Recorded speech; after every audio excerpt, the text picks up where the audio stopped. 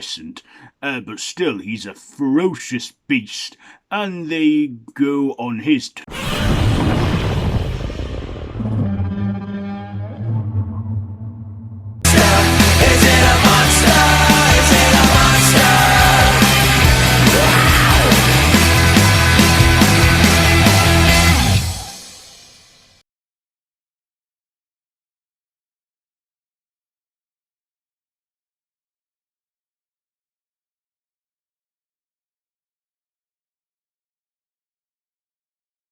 Listen, I'm pretty sure it was yours.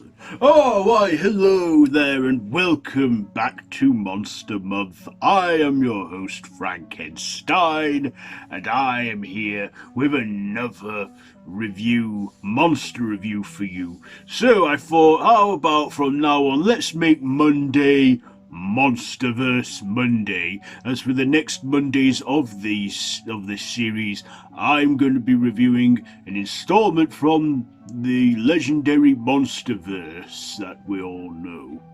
So I bet you're thinking, am I going to start with Godzilla? No, I want to do this chronologically, so I'm going to start with Kong Skull Island. Yes, the King Kong film where it is in the Monsterverse, and the reason why it's chronologically first because it's set in the 70s.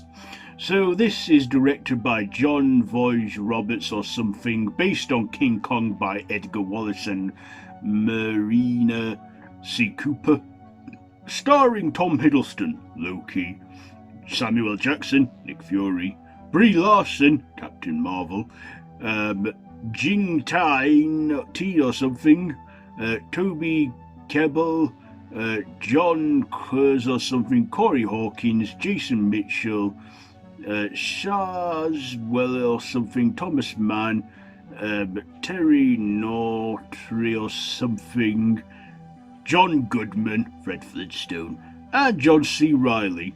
So as I said, this is the second installment, but chronologically serves as the first installment in the Monsterverse.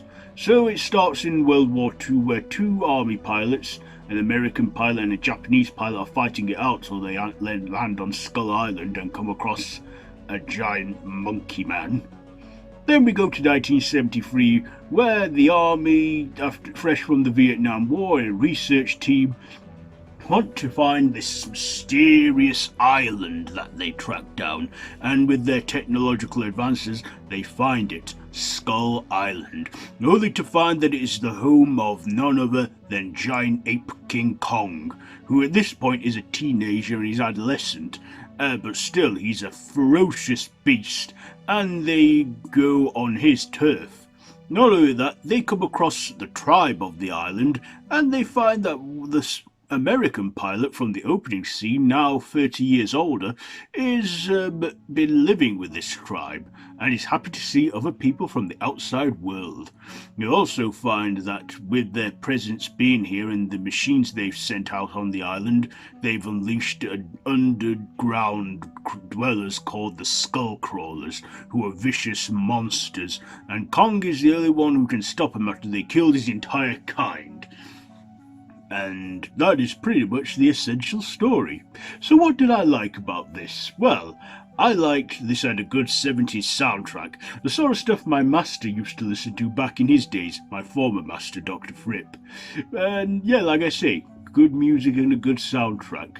I also enjoyed the cast in this. They had a big cast, a lot of Marvel actors in there too, as I recognised. Well, for some it was before, such as Brie Larson, who did this before she was Captain Marvel, but still, people look at her now and think, Captain Marvel. Yeah, I also liked John Goodman in this. He was like a scientist who was all, seen as a lunatic till he proved monsters are real. Of course, Samuel Jackson's character, I didn't really like him much. Very judgmental and jumping to the conclusion thinking they should destroy the monster Kong when they had a common enemy, which was the Skullcrawlers. I also liked the design of Kong in this. He looked pretty much basic and basically back to the original classic look where he walks upright from the 70s King Kong. And of course, the visuals on that are good. This had pretty good visuals, I've got to say. I really loved the whole action in this. And this movie wasn't boring, it kept me entertained throughout. And as I said, I enjoyed it a lot.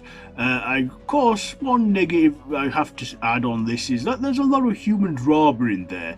And with this being a monster movie, you just want to get in and see the action unfold and the monsters and fighting and stuff. But still, they do get to that quite quickly too. But yeah, I also like that there's a reference to a classic horror in there, Cannibal Holocaust, where they come across a daddy longlegs, a giant one. Yes.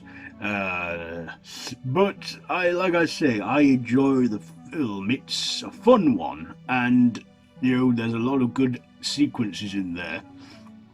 I also liked that post-credit scene. Yes, there is a post-credit scene where our two main characters, Loki and Captain Marvel, are locked in a room where they are then presented with Monarch, which is an organization that's tracked these monsters. We then get pictures of cave drawings of other kaiju monsters, including King Ghidorah, Mothra, Rodin, and of course, Godzilla. Yes, I love that scene. It was fun. And I love that, yes, they actually are starting a giant monster universe. And I was so over the moon about that. Yes. Oh, how fun it was. So anyway, do I recommend this one? Absolutely, it's a fun one. Nothing to take too seriously. And like I say, good action, good monster features in there. So, I shall give Kong Skull Island a 4 out of 5 from me. So there it is, your review for today. So, what do you think to this one? Do you enjoy it as much as I have? Let me know down in the comments, and I'll see you soon. So, be sure to like, share, comment, subscribe, do all that. Follow all the social media links down below. I've been your host, Frankenstein, and until next time, don't have nightmares. Yes, let's cover you back up, shall we? Because it could be disturbing.